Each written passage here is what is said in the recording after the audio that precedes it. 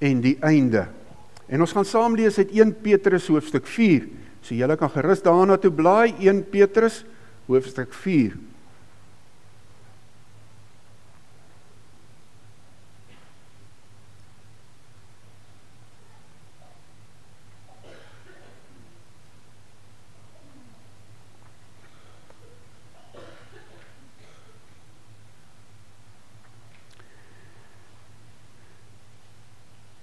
Ons sê die tema is die begin en die einde. Nou ken julle daai twee letters daar op die bord, daai groot A en die omega. Dis die Griekse letters alfa en omega. Die eerste en die laaste letters van die Griekse alfabet. En God gebruik dit om homself te beskryf as die begin en die einde van alle dinge. En ons lees daarvan ook hier in Openbaring 22, Jesus sê toe, ek is die alfa en die omega, die eerste en die laaste, die begin en die einde. Nou as ons so praat oor begin en einde, wat verkies jy, die begin of die einde? Nou dit hang nou seker af waarvan ons praat, nee. Party ouens, as dit nou winter is, dan hou hy nie van die begin van 'n nuwe dag nie. Hy sou eerder nog onder die lappe wou lê. Maar aan die aand kan hy nie wag om in die bed te klim nie. So aan die einde van die dag. Dan hou hy meer van die einde van die dag. Van vakansie hou ek meer van die begin van die vakansie as van die einde. Dis altyd baie lekker in daai opgewondenheid en so as 'n mens iewers heen gaan of as die vakansie begin en jy weet, nou kan jy sommer bietjie rustig wees. En dan, ons hou nie van die begin van 'n siekbed nie, maar ons hou van die einde van 'n siekbed. As ons fliek kyk, dan hou ek van die begin van 'n fliek. En ek hou van die einde as dit 'n goeie einde is. Nou die aand het ek en Marina 'n fliek gekyk en hy werk so op na 'n klimaks en daar eindig hy net so in die lug. En toe sit nou sommer 'n baie simpel einde. So praat ons oor die begin en die einde. Maar as ons praat oor die lewe in geheel, dan is dit God self wat die begin is van die lewe en wat die einde is van die lewe. Nou lees ons saam hier in 1 Petrus 4 vanaf vers 1. Petrus skryf, omdat Christus dan liggaamlik gelei het, moet julle ook met die gedagte wapen, dat wie liggaamlik gelei het, met die sonde afgereken het. Vir die res van sy aardse bestaan word sy lewe nie meer beheers deur menslike begeertes nie, maar deur die wil van God. In die verlede, toe julle nog heidene was, is julle lewe lank genoeg beheers deur julle heidense begeertes, losbandigheid, wellus, dronkenskap, swelg- en drinkpartye en afskuwelike afgoderry. Nou vind die heidene dit vreemd, dat julle nie langer met hierdie stroom van losbandigheid saamgaan nie, en hulle beswadder julle. Hulle sal rekenskap moet gee aan hom, wat klaar staan om oor die lewendes en die dooies te oordeel. Daarom is die evangelie immers ook verkondig aan die wat nou dood is, sodat, hoewel hulle as mense onder die oordeel was om na die liggaam te sterwe, hulle na die gees sou lewe, soos God lewe. Die einde van alles is naby. Daarom moet julle self beheers en nugter wees, sodat julle kan bid. Bo alles moet julle mekaar hartlik lief hê, want die liefde bedek baie sondes. Wees gasvry teenoor mekaar, sonder om te kla. As goeie bedienaars van die veelvoudige genade van God, moet elkeen, na mate hy 'n genadegawe ontvang het, die ander dien. As iemand die gawe ontvang het om te preek, moet God deur hom aan die woord kom. As dit is om in die gemeente te dien, moet hy dien met die krag wat God verleen. So moet julle God in alles verheerlik, deur Jesus Christus, aan wie die heerlikheid en die krag behoort, tot in alle ewigheid. Amen.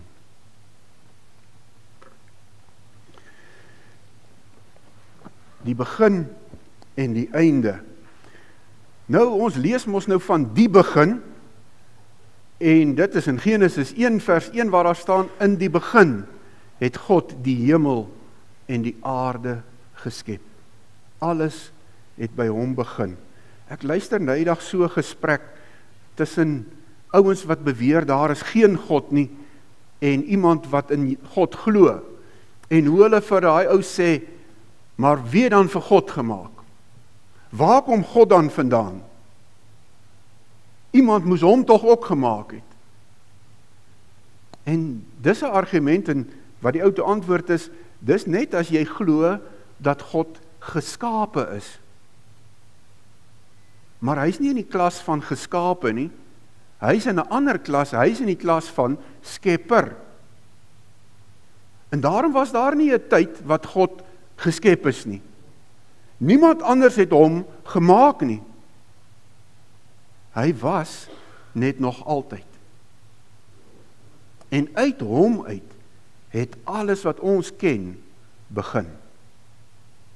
Daarom word hy genoem die Alfa, die begin van alle dinge.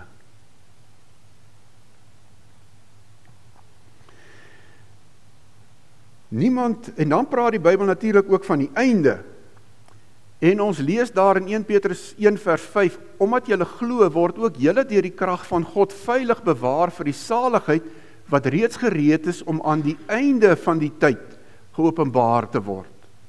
En aan hierdie gedeelte wat ons nou gelees het, vers 7, die einde van alles is naby. Ons lees van die einde. Nou presies wanneer dit gaan wees, weet ons nie. Maar Petrus bemoedig hierdie gemeentelede met hierdie woorde, die einde van alles is naby. Nou, as 'n mens nie mooi weet wat dit beteken nie, kan dit jou nou nogal bekommerd maak. Kan dit jou angstig maak, as iemand vir jou sê, die einde van alles is naby.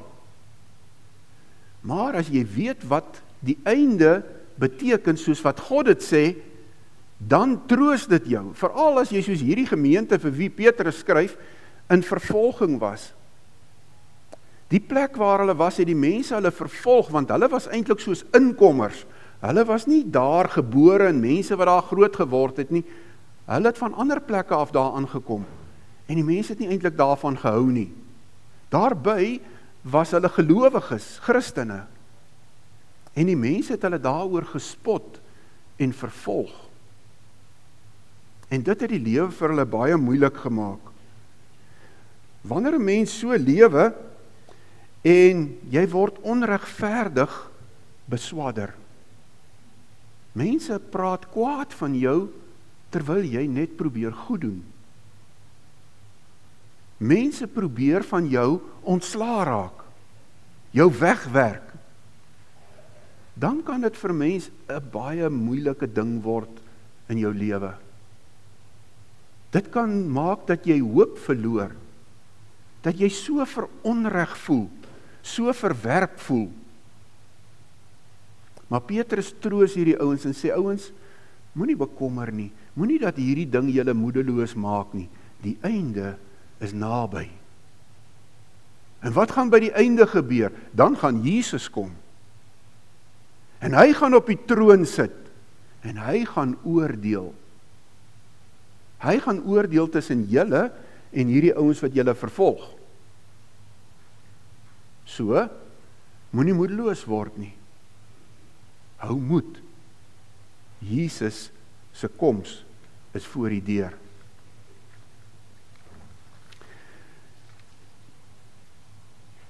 Hierdie einde beteken vir die gelowiges 'n groot vreugde. As ons in Openbaring kom, dan praat Jesus en dan sê hy kom en hy kom gou, en dan roep die gelowiges uit, Maranatha, kom Here Jesus, kom. Hulle kan nie wag vir daai oomblik nie. Want dan is die aanbreek van die hemelse vir ons. dan is die aardse, die gebrokenheid, al daai goed verby, en dan kom die heerlikheid. Maar die Bybel noem daai dag ook die Yom Yahweh. Dis in Hebreëus die dag van die Here. En dan sê die Bybel, dis 'n groot en verskriklike dag vir die wat God nie aanneem nie. Vir die wat God verwerp het. Want vir hulle is dit die dag van oordeel. Daarom sê Petrus, moet ons gereed wees. Ons moet altyd gereed wees, want ons weet nie wanneer kom hierdie dag nie. En dan gebruik Jesus 'n beeld as hy hieroor praat. Hy praat van 'n eienaar wat 'n slaaf aanstel oor sy ander slawe terwyl hy weggaan. En hierdie slaaf moet sy huishouding bedryf. En dan sê Jesus, as hierdie slaaf nou sê, my eienaar bly lank weg, en dan begin hy te veel drink, en hy begin allerhande goeders doen, en hy begin die ander slawe mishandel, en dan sê Jesus, sal die eienaar op 'n dag en 'n oomblik terugkom, wat hy dit nie verwag nie. En dan sal hy hom die loon gee, wat hom toekom. Daarom, wees altyd gereed, want ons weet nie, wanneer hy kom nie. Wat moet ons doen, terwyl ons wag? En ek wil nou sommer uit hierdie teksgedeelte net 'n paar goedjies vir julle onderstreep. Die einde van alles is naby, skryf Petrus, daarom moet julle selfbeheers en nugter wees. Nou wat beteken daai selfbeheers en nugter? As ons nou dink aan die beeld wat Jesus gebruik het van die eienaar wat die slaaf aangestel het oor sy hele huishouding, daai slaaf het nie mooi nugter gedink nie. Hy moes geweet het, my eienaar kan enige oomblik terugkom. En daarom moet ek verantwoordelik optree. Maar toe dit nou vir hom lyk asof die eienaar lank wegbreek, toe dink hy, nee wat, ek gaan 'n kans vat, ek sal regmaak voordat hy terugkom. En toe kom die eienaar voordat hy reggemaak het. Dit was nie nugter dink nie. Dit was nie om met selfbeheersing te lewe nie. Dit was die teenoorgestelde. Nee, ek en jy wat weet, Jesus kom weer.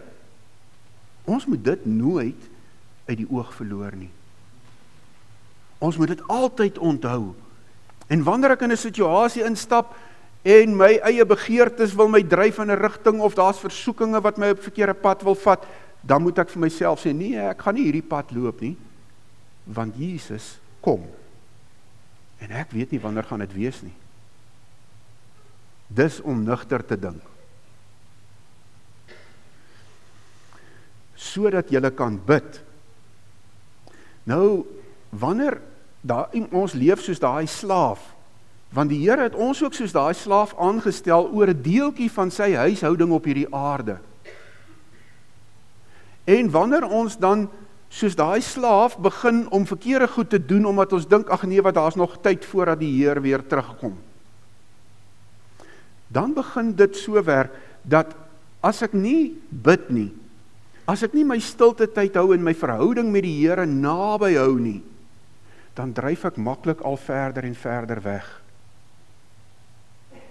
As ek al verder en verder wegdryf, dan spandeer ek al minder en minder tyd aan my verhouding met hom. Dis soos ouers wat vir hulle kind 'n Bybel gegee het, en voor in die Bybel het hulle geskryf, my kind, lees hierdie Bybel. Sonde gaan probeer om jou weg te hou van hierdie woord.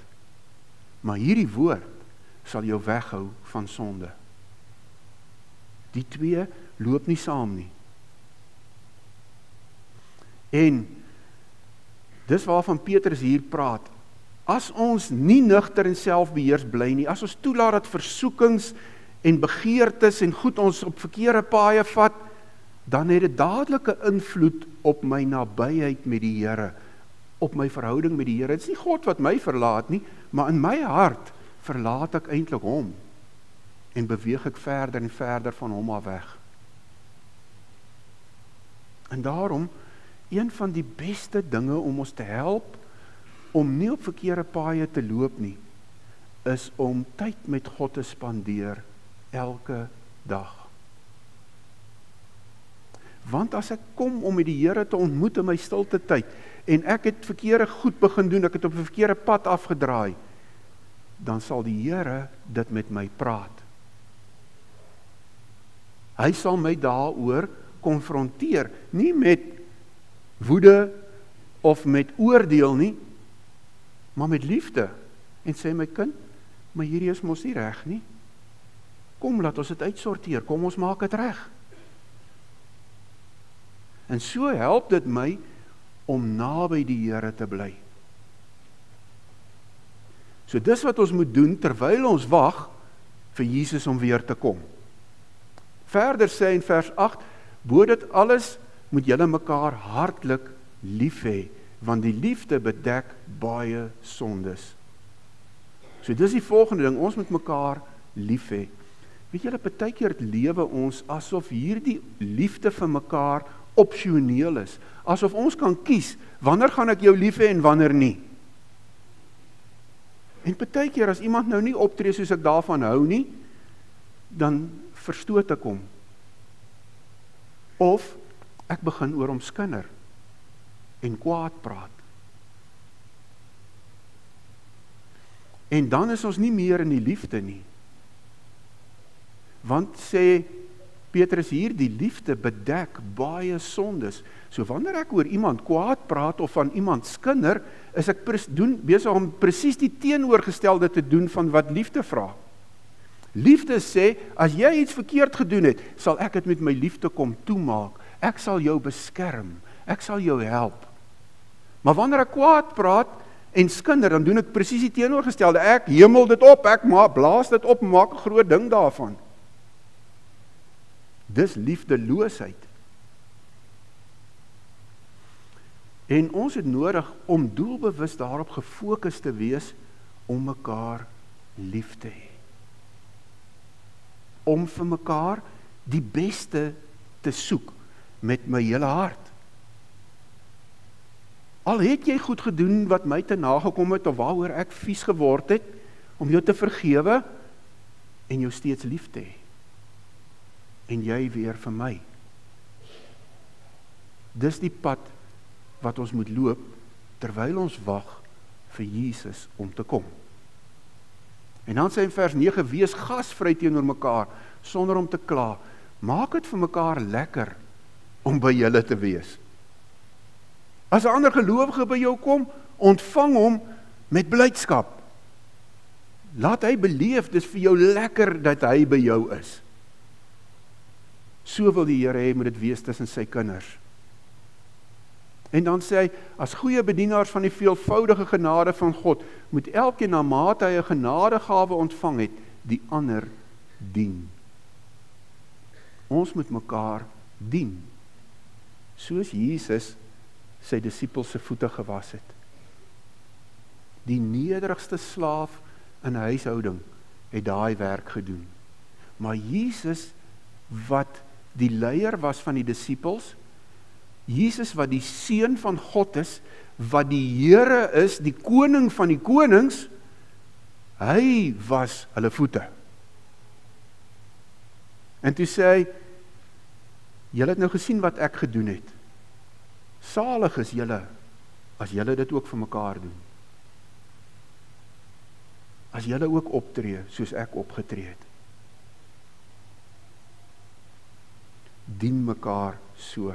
En dan sluit hy af, en hy sê, so moet julle God in alles verheerlik, deur Jesus Christus, aan wie die heerlikheid en die krag behoort, tot in alle ewigheid.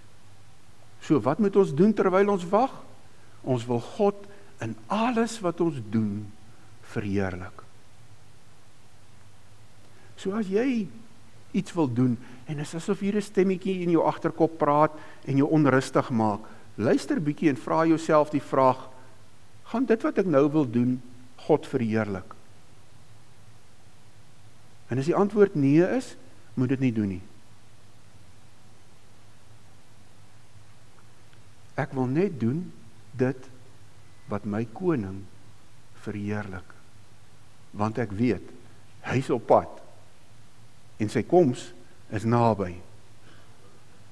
En as ek nie meer leef die dag wanneer Jesus op die wolke kom nie, dan is die oomblik wat ek my asem uitblaas, dan het hy vir my gekom. En ek wil gereed wees die dag as hy kom. Vader, baie dankie dat U die begin is en die einde van alle dinge. Ook van die lewe. Ja, Here, ook van my lewe. Want dis U wat my beplan het, nog voordat U die aarde gemaak het. Dis U wat my gevorm het in my moeder se skoot.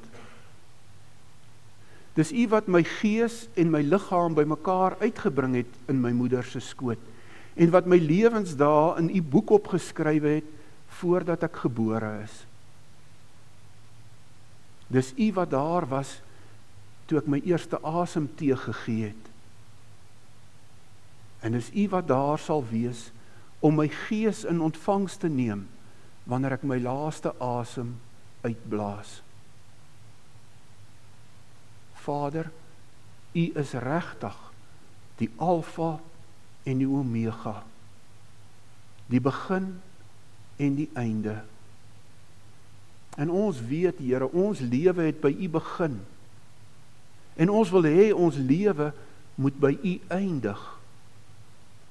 Daarom help ons, Here, om in hierdie tyd wat ons wag vir die einde, wat ons wag vir wanneer U weer kom, Jesus, nugter te lewe, biddend te lewe, in liefde te lewe, terwyl ons in alles U verheerlik.